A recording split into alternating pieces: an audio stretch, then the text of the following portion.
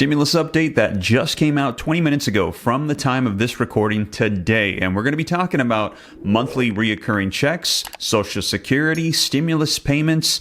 Take a look at this article. It reads, President Biden pushes to bring back the expanded child tax credit. Now, they're going to be referring to the State of the Union address where, yes, he did say he wants to bring this back and they want to finish the job in Congress. Now, I know there was a lot of drama in that State of the Union address, so just in case you might have missed it, take a look. And let's restore the full child tax credit, which gave tens of millions of parents some breathing room and cut child poverty in half to the lowest level in history. And by the way, when we do all these things, we increase productivity. We increase economic growth. So let's finish the job. Now, let me know your thoughts because he is addressing Congress in this State of the Union address, mentioning what he would like them to do. And we have a split Congress now, so are they going to be able to come together on this? Well, what we're hearing is, yes, there is bipartisan agreement for Social Security and child tax credits. They are saying, Republicans and Democrats, this needs to get done, but there are some disagreements as to how it can get done. Now, child tax credits, as you know, became the focus at the end of 2022. They actually tried to slip in some provisions in the omnibus spending bill, but were unable to come to an agreement on some of the work requirements, which we're going to be addressing here in just a second in this article. And also Social Security. We have bipartisan agreement across the board not to make cuts to Social Security and Medicare, and that changes, reform need to be made, but how to do so, again, is where we're having some obstacles and issues. Now, I'm going to get you caught up on this, and also people are saying, well, what about everybody else? What about a fourth federal level check to everybody in the nation?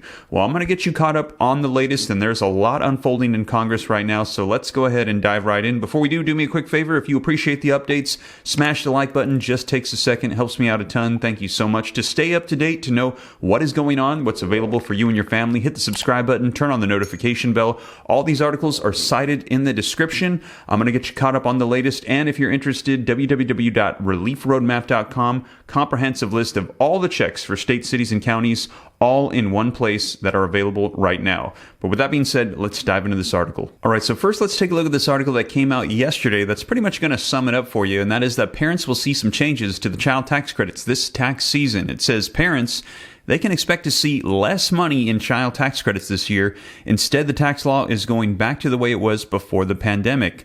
Last year, families received $3,600 for kids 5 and under. They also got $3,000 for older children, but it is now going to be $2,000 for eligible children under the age of 17. The credit is also considered non-refundable. So, in other words, it's going back to the way it was before the pandemic, $2,000 instead of $3,000 or $3,600.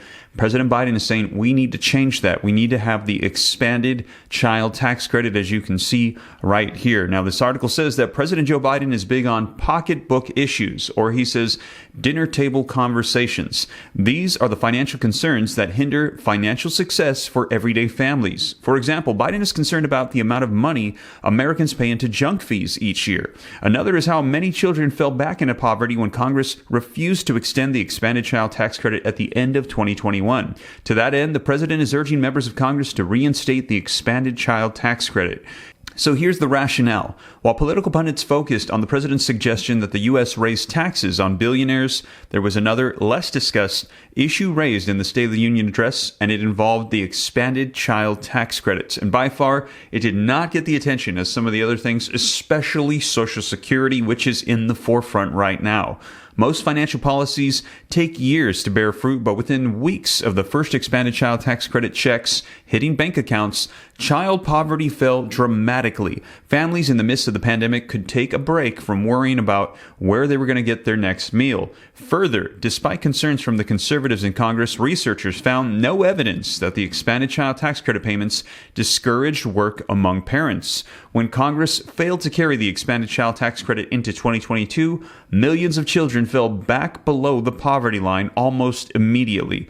The Center of Budget and Policy Priorities writes, the success of the 2021 expansion showed us that the high child poverty rates are a policy choice, not an inevitability. Now, the pushback, as with most things in life, there are two sides to every issue. Here are some 3 thorny issues currently slowing down progress. First off is the work requirements. So Just to clarify, Republicans and Democrats are both saying, yes, we should have child tax credits, and they try to get it back into the omnibus spending bill before the turn of the year. However, there are a couple of hangups, and one of them is the work requirements. Same thing as I mentioned a little bit for Social Security. Now, work requirements. One thing the expanded child tax credit did was make the credit fully refundable.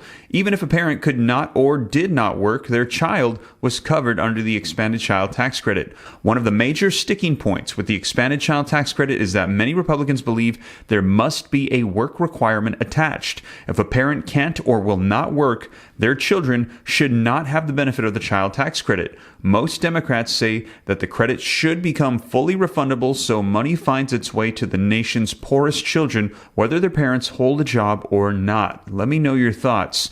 An unpopular study, as mentioned, Columbia University study found no evidence that the expanded child tax credit discouraged parents from working. Still, conservatives disagree, insisting the study is flawed. In return, Democrats question the legitimacy of the University of Chicago study, estimating that an expanded credit would cause 1.5 million parents to quit working.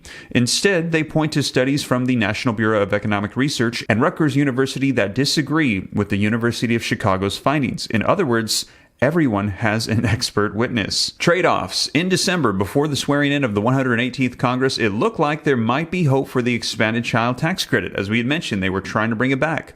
Republicans asked for two things, though. Number one, a work requirement be imposed on any household receiving child tax credit funds. Number two, a cut in corporate tax rates before the end of the year. While it didn't work out in 2022, there's a chance that both demands will be back on the table when the child tax credit is once again debated. And this article says that while the politicians are seeing the child tax credit through a red or blue lens, the American people appear less confused. And they're saying that families that receive this, there was a poll done that said 70% of Republican voters felt that President Biden's expanded child tax credit was a positive impact for them and their financial situation. More than 50% viewed the child tax credit as a tax relief rather than a welfare program. So they're pushing to get this back in place.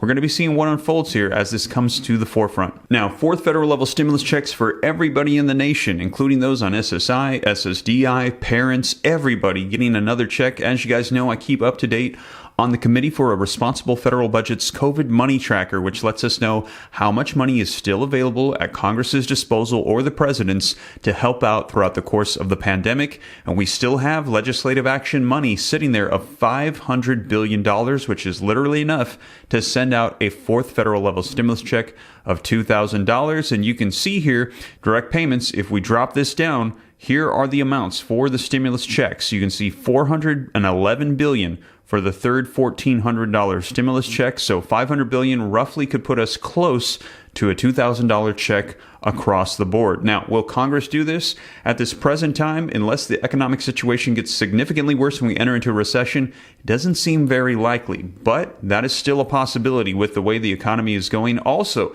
they still have these funds at their disposal, just sitting there, and we'll see how they tap into these, because this is money still available for us to access, and the president has the legal authority to take these funds, repurpose and reallocate them through executive order and send it out however he sees fit. Now, this could be used then for fourth stimulus checks, child tax credits, Social Security increases, anything that they feel is necessary that will help out the people. This is money earmarked, set aside to help out people throughout the course of the pandemic. And this money is not going to be expiring until we get into 2024 either. Now, the state of emergency declaration for the pandemic, we're hearing, is going to be officially coming to an end in May, but they still have this money at their disposal. And in regards to Social Security, I know a lot of people wondering what's happening with that. Well, there is a lot going on. It has come to the forefront.